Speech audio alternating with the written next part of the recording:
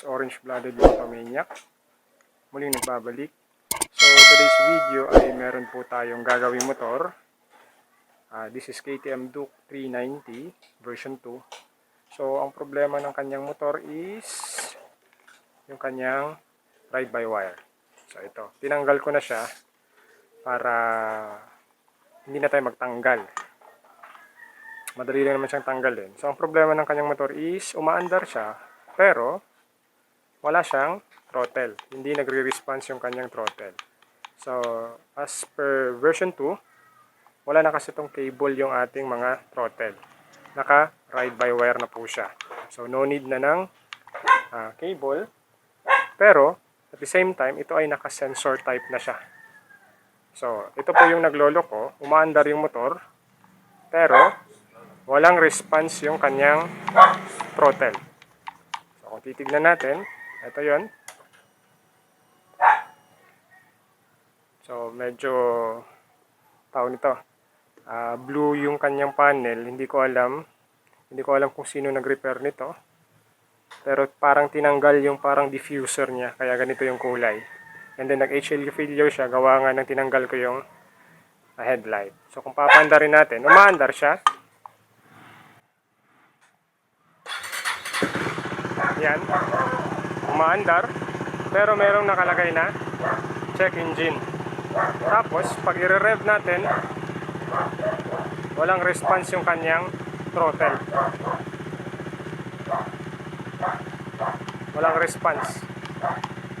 So,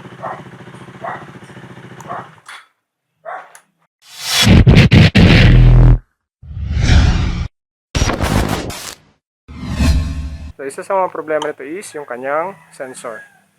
So, tinignan ko na, binuksan ko na, pero problema is hindi ko siya ma-repair. Kasi naka-sensor type, silyado yung kanyang sensor nito. And then, wala akong alam kung paano to siya ayusin. So, ang gagawin na lang dito, dahil sa nag-order na yung may-ari nito, parts out lang din yung in-order niya, dumating na rin ngayon. So, papalitan natin ito siya ng buong assembly. So, ito yung kanyang binili. So, second hand lang to, galing parts out. Ito yung ikakabit natin. So, ipapakita ko sa iyo yung error nito. Yan, nagsalpak ako ng scanner na. Tignan natin. Hintayin na natin mag-green. Yan, ibig sabihin green, connected. Then, scan natin. Yan, ang nakalagay. Throttle pedal position sensor, switch E, circuit low input. So, yan yung ating check engine. Dahilan to ng sirang sensor natin, yung ating ride-by-wire. Ang gagawin natin ngayon, papalitan lang natin ng ride-by-wire and then, ito test natin. So, ito yung mangyayari. So, dapat, kung titignan natin sa real time, mayroon kayong nakikita dyan throttle. Yan yung position ng throttle. Pero once na iti-twist ko dapat ito, dapat may response ng ating throttle. Tignan nyo. So walang response yung ating throttle. Ibig sabihin sira to. Kasi hindi natin nakikita ng response dito. And then once na throttle natin to, maririnig din natin yung plate dito sa ating throttle body na gumagalaw pag ito-throttle natin to. So, hindi ko na i-repair to kasi wala naman akong idea kung paano to i-repair. Tsaka silyado yung kanyang sensor. Parang napupuno siya ng para epoxy ata yun. Hindi rin kung mabubuksan mo lang din siya and pag ibabalik mo, hindi mo rin masisil ng maayos. And then, pag mga sensors naman talaga, mahirap na pag nire-repair natin. Baka sa katagalan is magloko. So, mahirap na dito, lalong-lalo na tong throttle na to, baka bigla na lang mag-throttle kahit hindi nyo tinithrottle pag nasira yung sensor. So, ang gagawin ko na lang dito is papalitan ng buo. So, ikakabit ko lang muna and then check natin kung gaganan na yung throttle.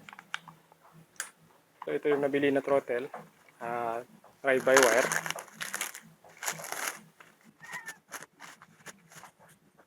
ito yung sinasabi ko na no need na ng cable. Wala na siyang cable. Rekta na siya. Na sensor na lang siya. Meron siyang 4 na socket. Yan. Ito yung para sa ride-by-wire. Ito yung para sa ilaw. Mga lights ng ating switch assembly. Kill switch and then yung ating button. So, kakabit lang to, plug and play lang to. Hindi na kayo mawawala kasi iba-iba naman yung socket. So tatanggalin ko lang yung stock.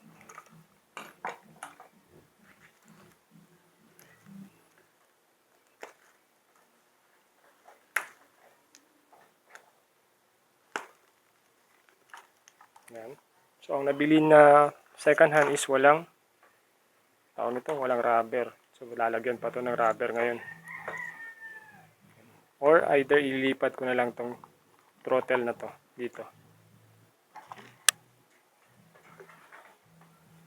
Kakabit natin. Hindi na kayo mawawala nito sa pagkabit kasi hindi naman papasok kung iba yung socket. So ayan, nakabit na natin. So ayan, nakabit ko na yung biniling tawag nito. Switch assembly. Try naman natin ngayon kung gagana.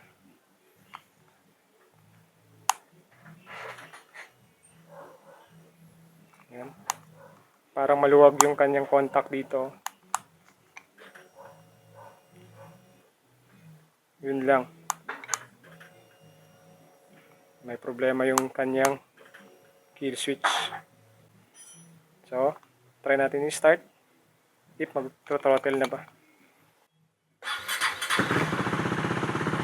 Ayan.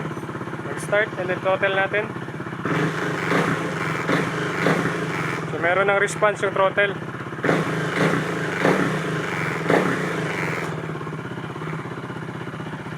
So, nakita na natin ang response and then is meron pa ring check engine. So, ang gagawin na lang natin dito sa check engine na to is i-clear natin via scanner.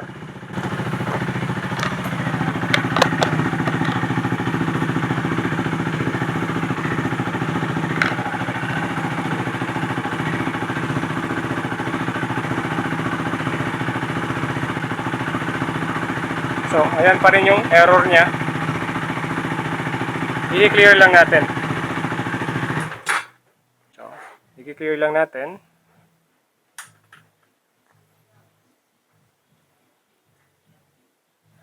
Hintayin natin mag-green. Then, so, nandyan pa yung error. Need lang natin i-clear. Clear fault on ECU. Okay. Tawag nito, isa sa dahilan kung bakit nakaproblema yung kanyang throttle is tawag nito, nag-washing siya ng motor and then naka-power spray, tinamaan yung kanyang switch assembly, then doon nag-start na ayaw na mag-response ng kanyang throttle. So yun na lang yung tips natin sa inyo na once na nag-washing ng motor is iwasan natin gamitan ng power spray kasi nakaka-penetrate sa mga contacts natin. Sealed naman yung sensor pero hindi natin maiwasan na papasukan yan.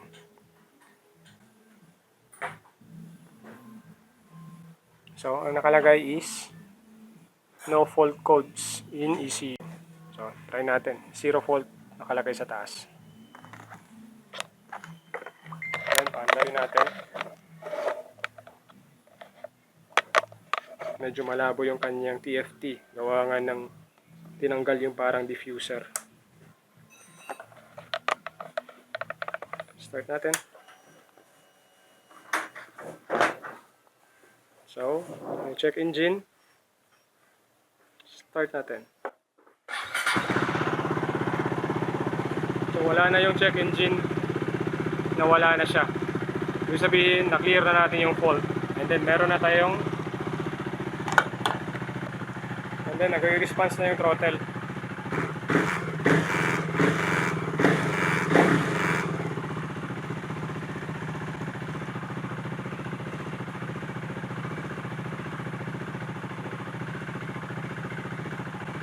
Then yung throttle, kung papansinin nyo, nagre-response na yan.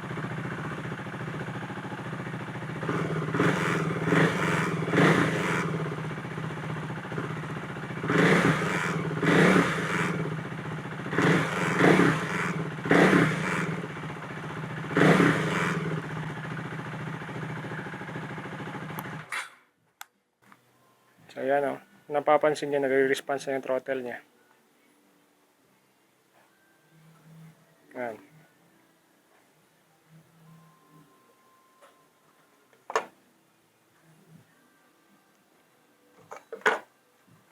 So yung problema lang na nakikita ko sa binili niyang parts out is itong kill switch. Matigas pindutin, parang nawawala sa contact. Ano? Naka-off na yung kill switch pero yung sign pa rin dito is nakalagay kill switch.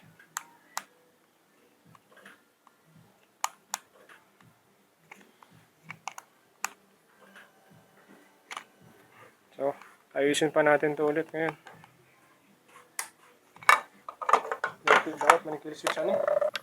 So, yun na nga po. Bali, tinanggal ko muna tong taon nito. Yung kanyang switch assembly. Gawa nga ng yung nabili is walang taon nito.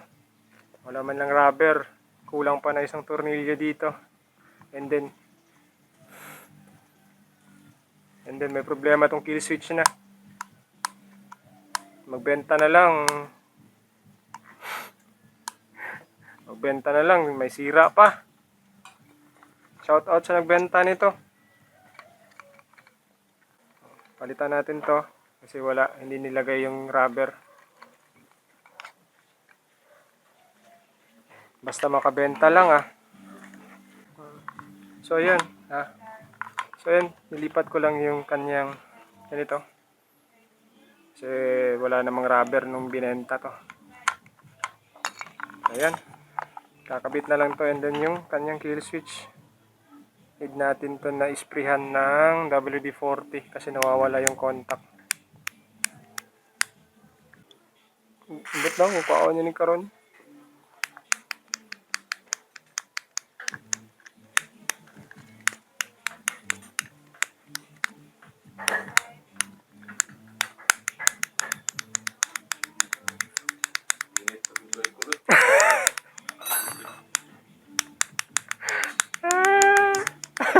Pag gloves lagi.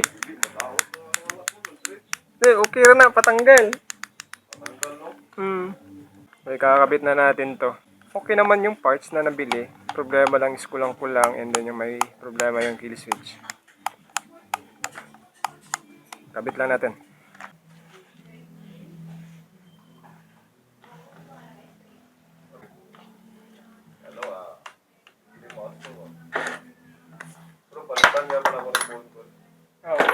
Ayun, pagpalit ng luminar. Lagi.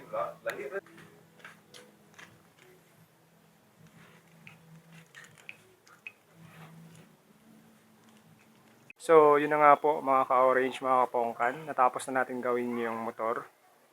So, wala na po siyang problema. Natanggal na natin yung check engine, and then nagre-response na yung throttle. And then pwede na ito siyang kunin anytime. So, ang pinaka-problema lang niya is yung kanyang ride-by-wire na sensor. Yun na lang ang tips ko sa inyo, na iwasan nyo na lamang na bugahan ng malakas na tawag to, or yung power spray. So, ito na ngayon yun.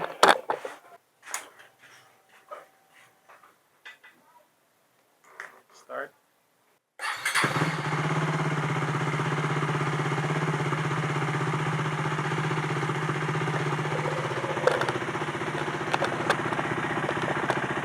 So, titignan natin, wala na siyang check engine.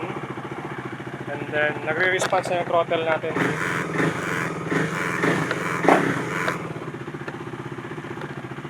So, kukunin na lang to. Yung panel niya, naging blue, gawa nga ng tinanggal yung parang diffuser. Meron pa kasi yung diffuser na parang puti, yung parang background niya, nung pag-change ng film nito. So,